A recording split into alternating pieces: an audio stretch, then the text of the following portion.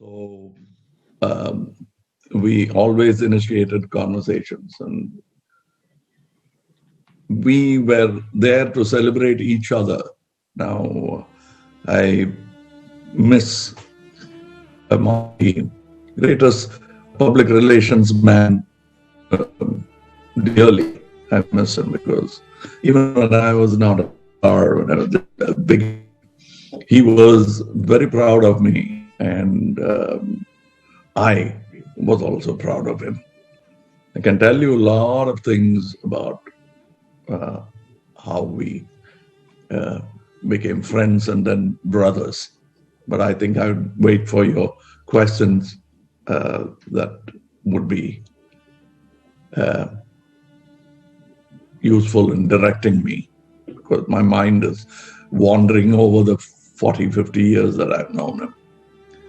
So please help me here to make this dialogue more effective and easy. With your permission, I'm starting with the Tamil news channel, sir. First will be News 18, sir. News 18, kindly unmute. Mr. Mahalingam, kindly unmute yourself, sir.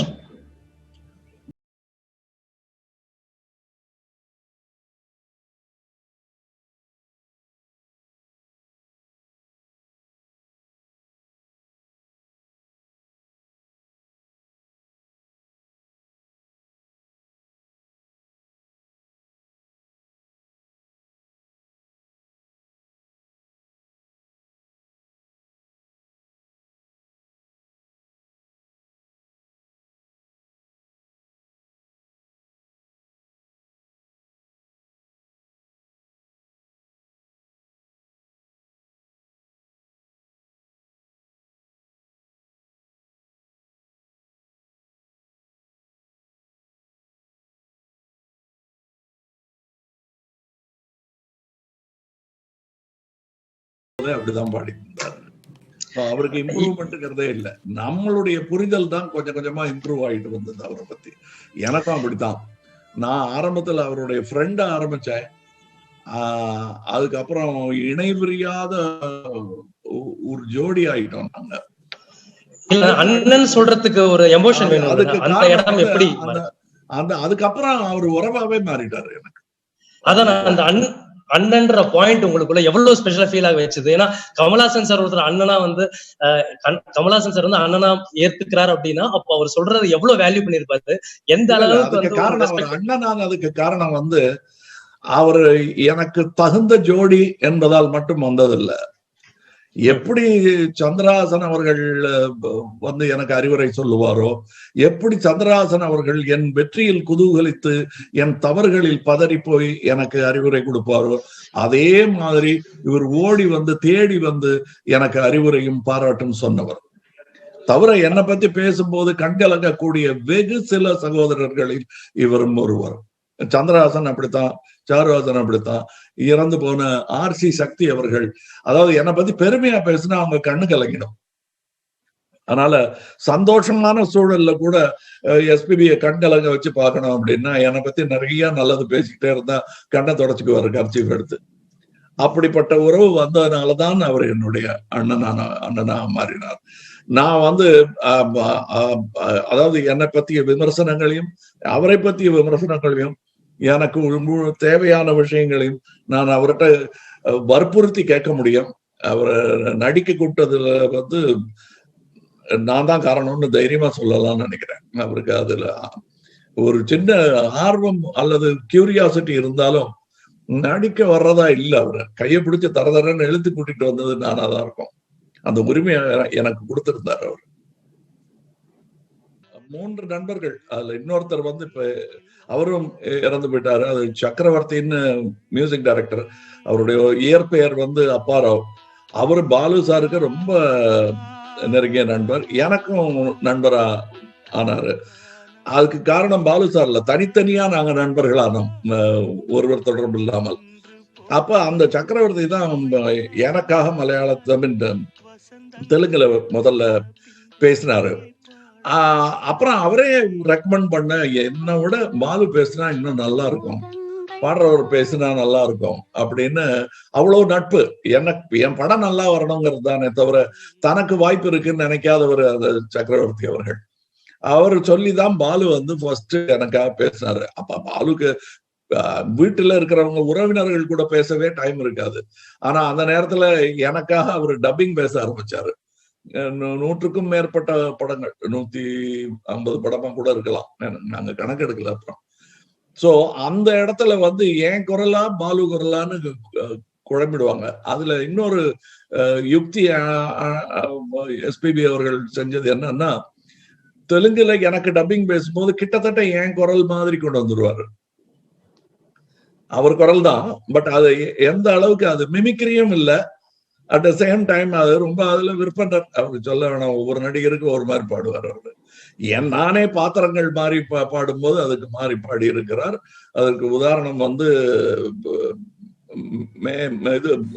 Indiran சந்திரன் ஒரு படம் வந்துச்சு தமிழ்ல, actually dubbing படம், தெலுங்குல தான் எடுத்தோம். அதுல அந்த மேயர் பாடுற பாட்டுக்கு அவர் டப்பிங் நான் பேசின குரல்ல பாடி இருந்தாரு. அதுல என்ன ஆச்சுன்னா, அவரு அந்த பாட்டு பூரா பாடி முடிக்கும் போது தொண்டை புண்ணாகி டாக்டர் கிட்ட போற மாதிரி ஆயிடுச்சு. என்ன மத்த ப்ரொடியூசர்கள்லாம் வைய ஆரம்பிச்சுட்டாங்க. இதுவா முக்கியம் அவருக்கு, அவரை கொண்டு போய் டப்பிங் பண்ண வச்சு எங்க ரெக்கார்டிங் எல்லாம் கெடுத்துக்கிட்டீங்க அப்படின்னு சொன்னதும் உண்டு. அவர் எனக்கு குரல்ங்கிறது வந்து வெறும் டப்பிங்ல மட்டும் இல்லை, நான் இல்லாத போது என்னை புகழ்ந்து பேசும் குரலாகவும் அவர் இருந்தார் என்பதுதான் உண்மை. வழக்கமா ஒரு எகத்தாளத்தோட பார்ப்பாங்க. ஏன்னா பெரிய பாகவதர் வந்து அது வாத்தியார் தானே அவரு. அப்போ ஒரு கிளாஸ்ல மேல் கிளாஸ்ல படிக்கிற பையன் கீழ் கிளாஸ்ல இருக்கிற பையனை கிண்டல் அடிக்கிறது வந்து யதார்த்தம். ஆனா இவர் அப்படி இல்லை, என் கூட நின்று அந்த பாட்டை நீ சரியா பாடலன்னு மறுபடியும் பாட வச்ச பாடல்கள்லாம் உண்டு. ஐயோ அப்ப நீங்களே பாடியிருக்கேன்னு சொன்ன போது, இல்ல நீ நல்லா பாடியிருக்க, கிட்ட நின்று எனக்கு உதவி பண்ணியிருக்காரு. அந்த போட்டோ கூட எடுத்து வச்சிருக்கேன் நான் அந்த ஞாபகார்த்தமாக. அவருக்கு வந்து உடம்பு மட்டும் பெருசு இல்ல, மனசு அதை விட பெருசு அவருக்கு. அவர் ஒல்லியாதான் இருந்தாரு முதல்ல, வர வர நான் பார்க்க அவர் மனசோட சேர்த்து உடம்பும் பெருசாயிடுச்சு அவருக்கு. நான் வந்து அவருடைய பாட்டு மற்றவங்களுக்கு எல்லாம் எப்படி சோகத்தில், சந்தோஷத்தில், காதலில் பிரயோஜனப்பட்டிருக்கோ, அதே மாதிரி எஸ்பிபி அண்ணன் அவர்களுடைய பாடல் என் காதலுக்கும் பிரயோஜனமா இருந்திருக்கு. 1000 நிலவேப்பாங்கிற பாட்டை அவர் சுமாரா பாடுவேன் நானு. அது வந்து கல்யாணம் வரலும் கொண்டு போய் விட்டுருச்சுங்க. அதுக்கு காரணம் எஸ்பிபி அண்ணன் தான். அதை நான் சொல்லி கிண்டல் அடிப்பேன். அவருடைய பாட்டை வந்து ஒரு நாளைக்கு ஒரு 4-5 பாட்டு அப்படி கேட்டுக்கிட்டு வந்தோம்னா 45,000 பாட்டு இருக்கு. அது கேட்டு முடிக்கும் போது நமக்கு கரெக்டா இருக்கு. அதனால அவர் போயிட்டாருங்கிறத வந்து நம்ம இன்னும் அடுத்த பாட்டு புது பாட்டு பாட ஆள் இல்லையேங்கிறது தான். அவரு கடைசியா நம்ம எல்லாம் ஜாக்கிரதையா இருக்கு சொல்லி கோவிட் பாட்டு கூட பாடி இருக்காரு. அவரு எல்லா தரப்புக்கும் பாடி வைத்திருக்கிறார். எனக்கு நான் வந்து எப்பவுமே வந்து வாழ்க்கை மரணம் என்று 2 அத்தியாயங்களாக நான் அதை பார்க்க, அந்த 2 பகுதிகளாக நான் 2 புத்தகங்களாக பார்ப்பதில்லை, ஒரே புத்தகத்தின் 2 அத்தியாயங்களாகத்தான் பார்க்கிறேன். வாழ்க்கையில் சம்பந்தப்பட்டதுதான் மரணம் என்பதை ஒத்துக்கொண்டவர்களில் நானும் ஒருவன். அதனால அவர் இறந்துட்டாருங்கிறது வந்து எஸ், அது உண்மைதான். ஆனால் இல்லை என்று சொல்ல முடியாது. இப்ப நான் என் பேச்சுல இருக்காரு, என் சிந்தனையில் இருக்காரு. இன்னும் நான் எப்ப தட்டினாலும் நான் என்னுடைய செல்போன்ல வந்துருவாரு, குரலாகவும் உருவமாகவும். அதனால்தான் அவர் நடிக்கணுங்கிறது நான் விரும்பினது. மற்ற பாடகர்கள் மாதிரி இல்லாம கிஷோர்குமார் மாதிரி அவரை பத்திய நிறைய ஆவணங்கள் இருக்கணும்னு நான் நினைச்சேன். அதனாலதான் நான் நடிக்க கூப்பிட்டேன். அதாவது அவருடைய பாட்டை பார்த்து நான் என்றைக்குமே பொறாமப்பட்டதில்லை. பெரிய பெரிய பாடல்களே பொறாமப்படுறதை விட்டுட்டு ஒத்துக்க ஆரம்பிச்சுட்டாங்க. அதனால நான் வந்து அதை பார்த்து பொறாமப்பட்டதில்லை. அதே மாதிரி என் நடிப்பை பார்த்து அவர் பொறாமப்பட்டதில்லை. அவர் நடிக்க வந்ததால கூட அவர் அந்த கான்ட்ரரி என்னுடைய பெரிய பப்ளிக் ரிலேஷன்ஸ் ஆபீசர், செய்தி தொடர்பாளர்னு சொன்னா மிகையாகாது. எங்க போனாலும் என்னை பத்தி பேச்சு வந்துருச்சுன்னா அதை நீட்டி ஒரு 10 செகண்ட் பேச வேண்டியது 2 நிமிஷம் பேசுவார்.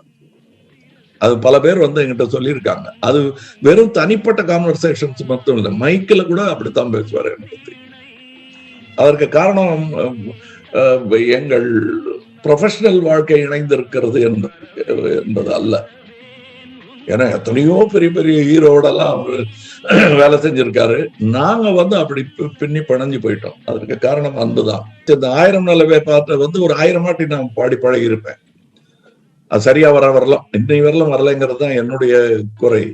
அது பாடிக்கிட்டே இருப்பேன். ஸோ எஸ்பிபிங்கிறது எப்படி பல தமிழர்களுக்கு பள்ளித்தோழன் மாதிரி ஆயிட்டாரோ, அவர் வயது உருவம் எல்லாம் மறந்து போயிடும். அந்த குரலே நம்ம உருவப்படுத்துற மாதிரி அவர் காதலனாக காதலியாக எப்படி வேணா மாறுவாங்க. அது அந்த உங்களுடைய ஜெண்டர் என்னவோ அதை பொறுத்தது. அப்படித்தான் எனக்கு முதல் சந்திப்புங்கிறது ஞாபகமே இல்லைங்க. ஏன்னா அப்படி அதை நாங்க என்னுடைய முதல் சந்திப்பு 1000 நிலவேவா தான். இது பாடினவர் யாருன்னு பார்க்கணும்னு ஆசையா இருந்தது. அதுக்கப்புறம் ரொம்ப சர்வசாதாரணமா நடந்துருச்சு. அது நாங்க 2 பேரும் வாழ்க்கையில் இப்படி இணைய போறோம்னு நாங்க நினைக்கவே இல்லை. இவர் பாடினா நமக்கு நல்லா இருக்கும் அப்படின்னு தான் நினைச்சுக்கிட்டு இருந்தேன். அவரை தவிர வேற யாரும் பாடக்கூடாதுன்னு ப்ரொடியூசர்ஸும் ரசிகர்களும் முக்கியமாக நிர்பந்தம் செய்யும் அளவுக்கு ஏன் நாங்க 2 பேரும் அவர் இல்லைன்னா தான் வேற பாடகர்கள் பாடுவோம். அப்படி பாட வந்த சான்ஸ் தான் எனக்கு. ஷூட்டிங் போகணும், சீக்கிரம் வரணும், ட்ராக்காவது பாடி ஷூட் பண்ணிக்கலாம். அதாவது அதுக்கு மேல அவர் சரியா நல்லபடி பாடி கொடுத்துருவாருன்ட்டு நான் பாடிட்டு வந்தது. சில சமயம் இளையராஜா அவர்களின் வற்புறுத்தலின் பேரில் அது இருக்கட்டும், பரவாயில்ல, இதுவே இருக்கட்டும்னு அப்படி பாட வந்ததுதான். எனக்கு சான்ஸ் வந்ததே அவருக்கு நேரம் இல்லாதனால. இது ஒரு அற்புதமான வாய்ப்பு. ஒரு மாபெரும் கலைஞனை கொண்டாடும் இந்த நேரத்தில் நான் இதான் சாக்குன்னு அரசியல் விளையாட விரும்பல. எஸ்பிபி மாதிரியான ஒரு மனிதருக்கு விரோதிகள் இருக்கணும்னு நினைச்சாலும் இருக்க மாட்டாங்க. விமர்சகர்கள் கூட ரசிகர்களா மாத்தி காட்டின விற்பனர் அவர். அதனால இப்ப நம்ம பேசுறது அவங்களுக்கு கேட்டுத்தான் அவங்க அந்த முடிவுக்கு வரணுங்கிறது இல்லை. அதுலயும் காதலித்த இந்த அரசு நடத்துறவங்களையும் காதலித்தவர்கள், இசை தெரிந்தவர்கள், பழசை நினைத்து சந்தோஷப்பட்டவர்கள், பழசை நினைத்து ஏங்கியவர்கள், இவர்கள் எல்லாம் இருப்பார்கள். மாலை வேளையில் எப்படிப்பட்ட நபரா இருந்தா நல்லவனா கேட்டவனோ அவன் கடைசியில ஒரு எஸ்பிபி பாட்டை கேட்கும் போது ஏற்படும் மனசாதியை அவர் நினைத்தால் அவருக்கு கொடுக்க வேண்டிய மரியாதை தன்னால் கிடைக்கும். இன்னைக்கு கொடியேற்றி கொண்டாடினா சந்தோஷம், இல்லைன்னா எங்க அண்ணனுக்கு இன்னும் 7 தலைமுறைக்கு அவருடைய பெருமை இருக்கு. அது மறக்கடிக்கிறதுக்கு யாராவது முயற்சி பண்ணாங்கன்னா அது 7 தலைமுறையோட நிக்கும். See, when you know, it is like saying, when did you first speak your language? You don't remember it at all. Or when did you first see your mother? Or when did you first see your brother? You don't remember it at all. Especially because, especially when the bond becomes very close-knit, you forget all those first meetings. And he is not just a VIP in my life. He is a part of my life.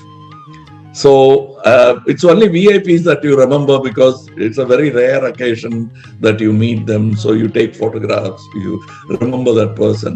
Here he's a part of it. It's only when he's not there you realize what a big part he has been of your life. SPB was one such. I heard him first before I saw him. And like everybody's life, he's been part of my romance, part of my melancholy, part of my happiness, and part of my first love and marriage as well. I used to complain to him that you got me into marriage. It's only your song that got me into marriage. So that's a kind of relationship. And later on, our professional paths not only crossed, we are knitted together by popular choice. It's not that we chose each other. The audience chose each other. And then since they loved us as a pair, we started falling in love. I think limiting him to Tamil cinema will make other states angry because they owned him up. And you can't limit him. I know he's a great fan of Mohammad Rafi Saab. And I know he admired Kishore Da very much. But with all his humility, he has gone a step further. Always the newer generation will have to go and will also achieve a step further. That's the duty of the next generation to do. From the older generation and excel in the same field. It's not a competition. It's a gradual metamorphosis, a natural growth that has to happen, and that's exactly what SPB Saab did. I mean, there are people in my native place who didn't know who Mohammad Rafi Saab was. There are people in Kerala who might not know Kishore Kumar because they listen only to Malayalam songs.